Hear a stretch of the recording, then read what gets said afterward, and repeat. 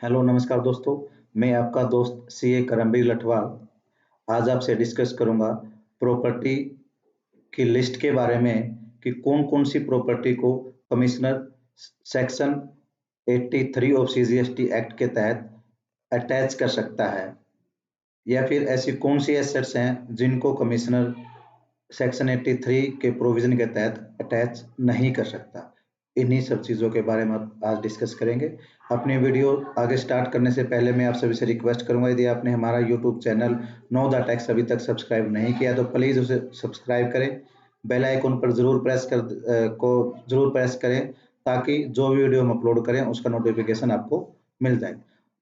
तो आइएगा दोस्तों, हम अपना वीडियो स्टार्ट करते हैं। दोस्तों, सेक्शन 83 पर उसके रूल जो 159 और एक गाइडलाइंस जो सरकार ने इशू की हैं, सर्कुलर नंबर 359 पर हम पहले से वीडियो बना चुके हैं। यदि आपने डिटेल में जानना है इस सेक्शन के अंदर सेक्शन क्या कहता है, प्रोविजन क्या कहते हैं, गाइडलाइंस क्या कहती हैं, तो आप हमारी पिछली वीडियो को देख सकते हैं, जिसका जो है लिंक नीचे डिस्क्रिप्शन में दिया गया है, आप वहां पर जाकर उन्हें देख सकते हैं। आज हम बात करेंगे लिस्ट ऑफ एसेट्स के बारे में कि कमिश्नर ऑफ सीजीएसटी कौन कौन सी एसेट्स को अटैच कर सकता है। ये लिस्ट कहां पर दी गई है? ये दी गई है सर्कुलर नंबर 359 के पॉइंट नंबर 3.3 में।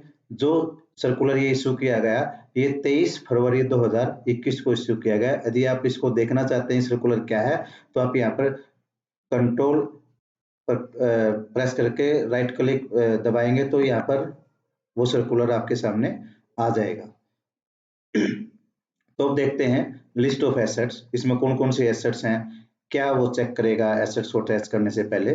फर्स्ट है, it should be ensure that the value of property attached provisionally is not excessive, यानी कि जो भी कमिश्नर है जिस भी एसेट्स को वो अटैच करेगा तो वो पहले एंश्योर करेगा जो भी वो एसेट्स अटैच कर रहा है उसकी जो वैल्यू है और जो सरकार को जो उस टैक्सेबल पर्सन ने टैक्स पे करना है पेनल्टी के रूप में जो भी पे करना है उसमें बहुत ज्यादा गैप ना हो। यानी कि एग्जाम्पल के लिए हमारी जो लाइबिलिटी निकलने की जो एस्टिमेट है वो 1 लाख रुपए का है और वो जो वैल्यू प्रॉपर्टी को अटैच कर रहे हैं वो 1 करोड़ की वो कर रहे हैं, तो इतना ज्यादा गैप नहीं होना चाहिए। तो वो इंश्योर करेगा कि जो हम वैल्यू प्रॉपर्टी अटैच कर रहे हैं वो नियर बाई या एस्टिमेटेड जो भी हमारा पॉसिबल टैक्स या रिकवरी अमाउंट बनता है उसके नियर बाई उसकी वैल्यू मैच होनी चाहिए। लगभग ज्यादा हैवी वैल्यू की प्रॉपर्टी उसे अटैच नहीं करनी चाहिए या वो नहीं करेगा। ये जो है हिदायतें जो गवर्नमेंट ने सर्कुलर इशू किया, गाइडलाइंस, सर्कुलर का हेडिंग भी यही है, guideline for provisional attachment of property under section 83 of CGST act. तो इसमें सर्कुलर में ये गाइडलाइन दी गई है कि जो भी प्रॉपर्टी अटैच होगी वो जो हमारी लाइबिलिटी बनेगी उसके नियर बाई वैल्यू की होगी, उससे बहुत ज्यादा बड़ी वैल्यू की नहीं होगी। सेकंड है, क्या जो कमिश्नर वो एक से अधिक वैल्यू वो एक से अधिक प्रॉपर्टी अटैच कर सकता है? वो कर सकता है। मोर देन वन प्रॉपर्टी में be attached in case value of one property is not sufficient to cover the estimate amount of pending revenue against such person. ठीक है। उसके बाद क्या कहता है कि जो भी प्रॉपर्टी अटैच होगी वो बिलोंग टू टैक्सेबल पर्सन। ठीक है, वो टैक्सेबल पर्सन से बिलोंग करती हो वो प्रॉपर्टी वही अटैच हो सकती है, दूसरी प्रॉपर्टी अटैच नहीं होगी। यानी किसी दूसरे पर्सन से अगर यदि कोई प्रॉपर्टी अटैच बिलोंग करती है तो वो प्रॉपर्टी अटैच नहीं हो सकती। उसके बाद यदि मूवेबल प्रॉपर्टी कब अटैच होगी? Movable property should normally be attached only if the immovable property available for attachment is not sufficient to protect the interest of revenue। यानी कि जब हमारे पास कोई इमूवेबल प्रॉपर्टी नहीं हो या इमूवेबल प्रॉपर्टी जो हमारा एस्टिमेट है गवर्नमेंट का रेवेन्यू का उससे कम अमाउंट की हो, तो उसी केस में मूवेबल प्रॉपर्टी की अटैचमेंट हो सकती है। As far as possible, it should also be ensured by the commissioner that such attachment does not hamper normal business activity of the taxable person। यानी कि जो भी प्रॉपर्टी अटैच होगी उससे पहले ये इंश्योर कर लिया जाएगा कि जो भी टैक्सेबल पर्सन है उससे उस अटैचमेंट से उसका जो नॉर्मल बिजनेस है वो हैम्पर नहीं हो। जैसे कि this should mean that the raw material है हमारे पास and input required for the production of finished goods should not be attach. यानी कि जो भी रॉ मटेरियल है या हमारे पास इनपुट है या कोई व्यक्ति जिस भी गुड्स में डील कर रहा है फिनिश गुड्स में वो है, तो उसे जनरली डिपार्टमेंट के द्वारा टैक्स नहीं किया जाएगा। ये गाइडलाइंस दी गई है इस नोटिफिकेशन के थ्रू। अब क्या कहता है 6 पॉइंट के अंतर्गत, in case where the movable property including bank account, यानी कि मूवेबल प्रॉपर्टी जब भी अटैच होगी उसमें बैंक अकाउंट भी इंक्लूड है मूवेबल प्रॉपर्टी में, belong to the taxable person has been attach कर दी जाती है वो, सच मूवेबल प्रॉपर्टी में be released if taxable person offers in lieu of movable property any other immutable property if which is sufficient to protect the interest of the revenue। इसमें क्या कहते हैं, यदि मूवेबल प्रॉपर्टी अटैच कर दी गई है officer के द्वारा और यदि वो टैक्सेबल पर्सन उस मूवेबल प्रॉपर्टी के अगेंस्ट कोई इमूवेबल प्रॉपर्टी प्रॉपर ऑफिसर को अटैचमेंट के लिए ऑफर करता है, या फिर जो भी अमाउंट टैक्स का या पेनल्टी का ड्यू बनता था या उसे पे कर देता है, तो जो भी ऑफिसर है यानी कि कमिश्नर है DRC 23 इशू करके उस प्रॉपर्टी को के अगेंस्ट जो भी अटैचमेंट उसे रिमूव कर देगा, यानी कि उसको अटैचमेंट फ्री कर देगा। ठीक है, तो जो भी दूसरी प्रॉपर्टी उन्होंने दी है इमूवेबल प्रॉपर्टी उसे अटैच कर देगा DRC 22 जारी करते हैं।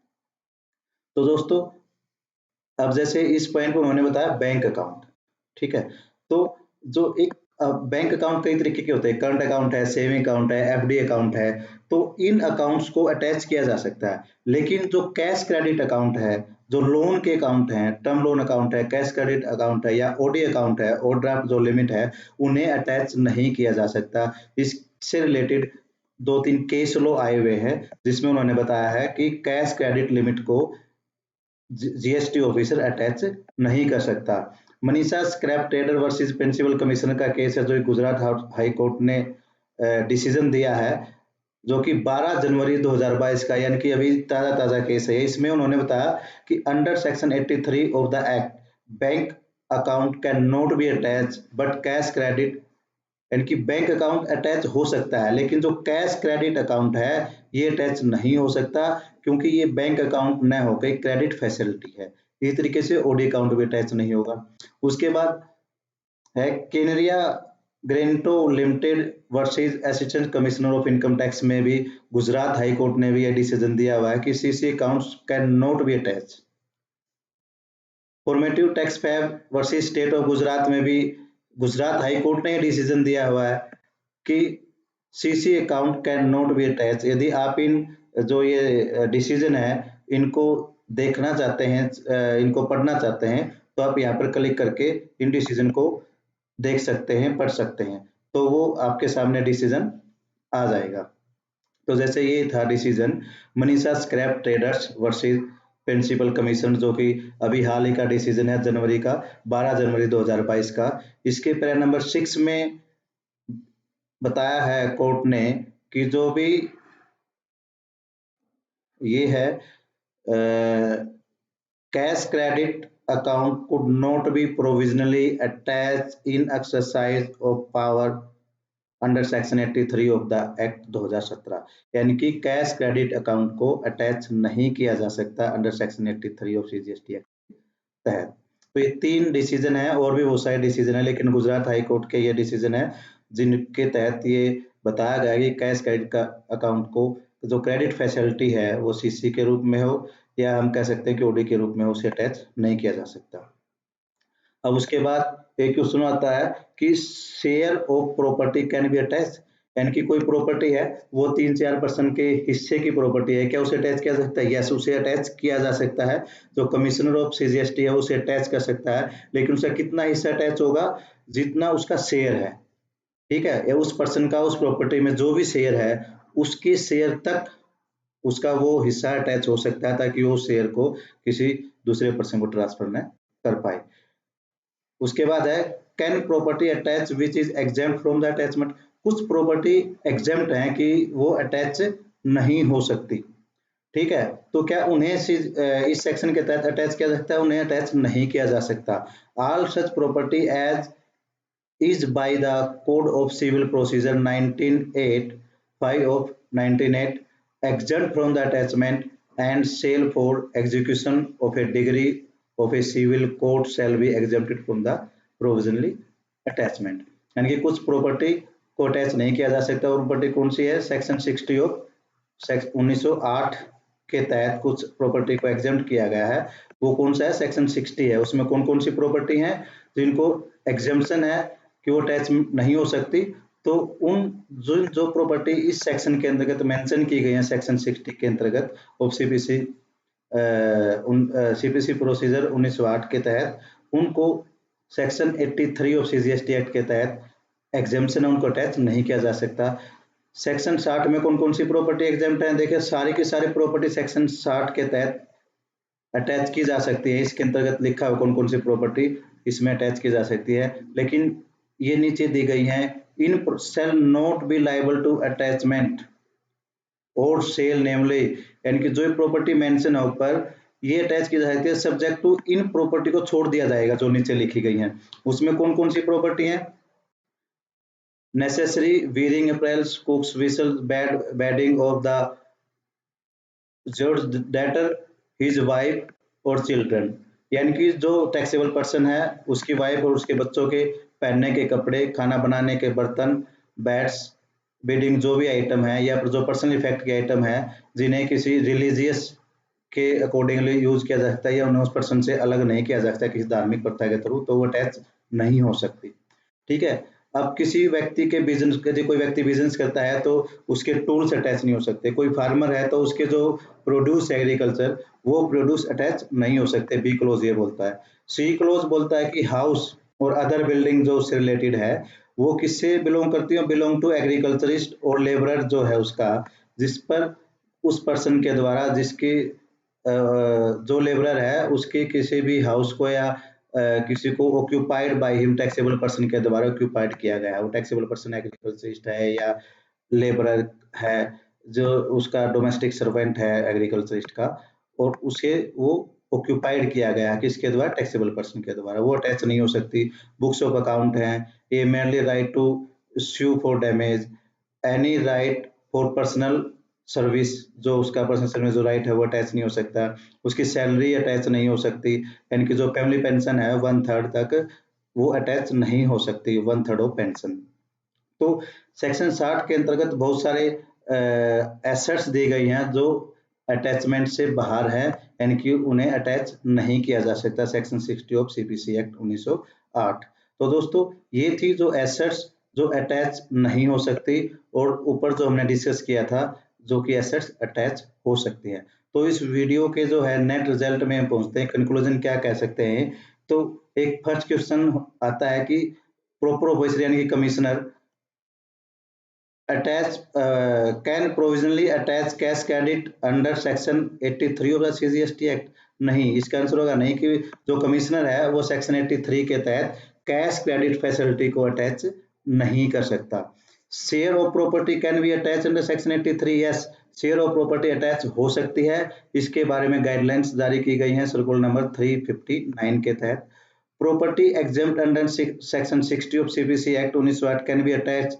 नो, यानी कि जो जो property section 60 of CPC act के तहत जिन्हें एग्जेम्पशन दी गई है कि वो प्रॉपर्टी अटैच नहीं हो सकती किसी भी एक्ट के अंदर, तो उन प्रॉपर्टियों को सेक्शन 83 ऑफ सीजीएसटी एक्ट के तहत भी अटैच नहीं किया जा सकता। क्या स्टॉक और रॉ मटेरियल का स्टॉक अटैच हो सकता है? यस, अटैच हो सकता है, लेकिन डिपार्टमेंट का व्यू यही रहेगा कि ऐसी प्रॉपर्टी को अटैच न करें जिससे जिससे उस टैक्सेबल पर्सन का नॉर्मल जो बिजनेस है या नॉर्मल बिजनेस एक्टिविटी है वो हैम्पर हो। तो इसलिए डिपार्टमेंट के द्वारा जो एक अपने सर्कुलर नंबर 359 के द्वारा ये हिदायत दी गई है कि ऐसी प्रॉपर्टी को अटैच न करें जिससे टैक्सेबल पर्सन का जो बिजनेस है वो हैम्पर हो। उसमें उन्होंने क्या बताया? रॉ मटेरियल को, इनपुट को, और जिस भी प्रोडक्ट में वो डील करता है उसको नॉर्मली अटैच नहीं किया जाना चाहिए। तो दोस्तों ये था आज का वीडियो जिसमें हमने देखा कि कौन कौन सी प्रॉपर्टी अटैच नहीं हो सकती और कौन कौन सी प्रॉपर्टी अटैच हो सकती हैं। तो दोस्तों मैं आशा करता हूं कि आपको हमारा ये वीडियो पसंद आया होगा। ये पसंद आया तो आप प्लीज इस वीडियो को शेयर करें, लाइक करें और यदि आपने हमारा चैनल अभी तक सब्सक्राइब नहीं किया है तो प्लीज़ उसे सब्सक्राइब करें, बेल आइकन को ज़रूर प्रेस कर दें ताकि जो भी वीडियो हम अपलोड करें वो आपको मिलते रहे। ये जो प्रेजेंटेशन हमने बनाई है सेक्शन 83 ऑफ सीजीएसटी एक्ट से रिलेटेड जो प्रोविजन है, ठीक है, उससे रिलेटेड जो रूल है, जो नोटिफिकेशन है या जो सर्कुलर है, ये सर्कुलर है इससे रिलेटेड, और कैश क्रेडिट अकाउंट हमारा अटैच हो सकता है या नहीं हो सकता, उससे रिलेटेड ये 3 केस लॉ हैं। ये प्रेजेंटेशन मैं अपनी वीडियो के साथ नीचे डिस्क्रिप्शन में अटैच कर दूंगा। इस प्रेजेंटेशन में जो एडिशनल डॉक्यूमेंट है उन पर हाइपरलिंक लगा हुआ है, वहां पर जाकर आप इन केस लॉ को या सर्कुलर को डाउनलोड कर पढ़ सकते हैं। तो दोस्तों, तब तक मैं अपनी नई वीडियो लेकर नहीं आता, तब तक के लिए नमस्कार, थैंक यू, धन्यवाद।